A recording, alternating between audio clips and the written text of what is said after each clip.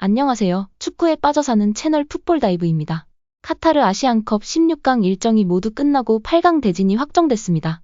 16강 경기 결과와 8강 대진을 살펴보겠습니다. 구독과 좋아요 감사합니다. 아시안컵 16강전 8경기를 모두 마쳤습니다. 경기 하나하나 살펴보도록 하겠습니다.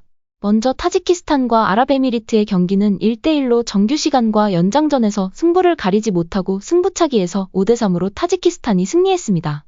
첫 출전에 16강 진출을 이뤄낸 타지키스탄이 상대적 열세로 보였지만 엄청난 투지를 보이면서 첫 출전에 8강 진출이라는 성과를 거뒀습니다. 경기 기록을 살펴보면 아랍에미리트가 후방부터 빌드업해오는 스타일을 추구하다 보니 점유율은 높게 가져갔습니다. 하지만 슈팅 수와 유효 슈팅은 비슷하게 기록하면서 아랍에미리트는 무의미한 점유율 축구를 구사하면서 타지키스탄의 역습에 계속 흔들리는 모습을 보여줬습니다. 결국 승부차기 끝에 타지키스탄이 승리를 거두면서 이변을 연출했고 벤투 감독이 이끄는 아랍에미리트는 완성도 있는 빌드업 축구를 구사하지 못하고 16강에서 마무리했습니다. 다음으로 이라크와 요르단의 경기는 요르단이 3대2로 짜릿한 역전승을 거두면서 8강에 진출했습니다. 요르단은 1대2로 끌려가면서 패색이 짙었지만 후반 추가 시간 2골을 넣으면서 역전에 성공했습니다. 경기 기록을 살펴보면 양팀 모두 대등한 경기를 펼쳤습니다. 하지만 후반 76분 득점 1위를 차지하고 있는 후세인이 득점 후 과도한 세레머니로 경고 누적으로 퇴장을 당하면서 점점 요르단의 기세가 오르기 시작했습니다. 결국 역전에 성공한 요르단이 8강에 진출하면서 타지키스탄과 만나게 됐습니다. 다음으로 호주와 인도네시아 경기는 호주가 4대0으로 완승을 거뒀습니다. 경기 초반 인도네시아가 공격적으로 나오면서 호주가 당황하는 모습을 보였지만 전반 12분 인도네시아 바곳의 자책골로 분위기는 순식간에 호주로 넘어갔습니다. 결국 추가로 3실점을 하면서 인도네시아는 무너지고 말았습니다. 경기 기록을 살펴보면 4대0 스코어에 비해서 호주의 슈팅 7개와 유효 슈팅 3개로 적은 수치를 기록했습니다. 인도네시아를 상대로 화끈한 공격력을 선보이지 못했지만 득점 찬스마다 골로 연결시키면서 4대0 스코어를 만들며 8강에 진출했습니다. 다음으로 사우디아라비아와 대한민국의 경기는 승부차기 혈투 끝에 대한민국이 4대2로 승리하며 8강에 진출했습니다. 대한민국은 뜬금없는 쓰리백을 들고 나오면서 선수들이 전술에 적응을 하지 못하는 모습을 보였고 매우 답답한 흐름을 이어갔습니다. 결국 후반 시작과 동시에 선제골을 허용했고 후반 중반 다시 포백으로 변화를 주었습니다. 조규성을 투입하고 이강인을 좌측으로 배치하면서 공격이 조금씩 살아나기 시작했고 후반 추가 시간 1분을 남겨두고 조규성의 동점골로 연장전에 들어갔고 결국 승부차기 끝에 승리하였습니다. 경기 기록을 살펴보면 대한민국은 후반 막판부터 적극적으로 공격을 하면서 20개의 슈팅을 기록했지만 확실한 찬스를 만들지 못했습니다. 또한 박스 근처에서 플레이를 하지 못하고 측면 플레이에 의존을 하다 보니 코너킥이 매우 많았습니다. 하지만 코너킥에서도 한두 번의 찬스를 제외하고는 제대로 된 득점 찬스를 만들지 못했습니다. 결국 정규시간과 연장전에서도 승부를 가리지 못하고 승부차기에서 대한민국이 조현우의 2번의 선방으로 8강에 진출하며 호주와 만나게 됐습니다. 다음으로 바레인과 일본의 경기는 일본이 3대1로 승리하면서 8강에 진출했습니다. 일본 특유의 짜임새 있는 미드필드 플레이로 안정적으로 경기를 끌고 갔지만 중간중간 바레인의 역습에 흔들리는 모습도 보여줬습니다.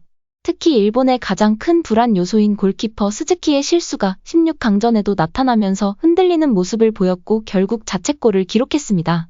그리고 조별리그 때부터 이어져 오던 사이드백의 불안 요소인 스기와라 대신에 아미쿠마가 출전해서 좋은 활약을 펼쳤습니다.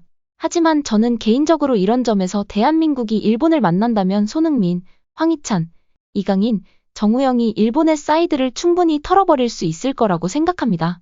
경기 기록을 살펴보면 바레인은 스즈키의 자책골 말고는 위협적인 공격력을 보여주지 못했고 수치에서도 그대로 드러났습니다. 슈팅을 4개 밖에 가져오지 못하면서 불안 요소인 골키퍼를 흔들어 놓지 못했고 일본은 유효 슈팅 5개 중 3골을 만들어내면서 3대1 승리로 8강에 진출했습니다. 다음으로 이란과 시리아의 경기는 이란의 에이스 타레미의 퇴장으로 수적 열세였지만 승부차기 끝에 8강에 진출했습니다.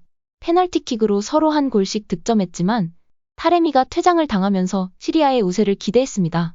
하지만 예상외로 시리아가 소극적으로 나오면서 승부차기까지 갔습니다.